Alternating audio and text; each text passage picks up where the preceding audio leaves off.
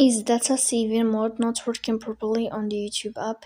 If YouTube is still using too much mobile data, the data saving setting isn't being applied, or you can't find the option. These steps may help. In this video, I will show you how to fix data saving mode on YouTube app. The first thing you have to do is to go to YouTube. In this page, you will move to the sign up profile. You will go to settings. You will click on this window of data saving, and you will find data saving mode. You will tap here to enable this feature and to fix this problem of data saving, as you see here. So this is how it works. Don't forget to support us by like and subscribe.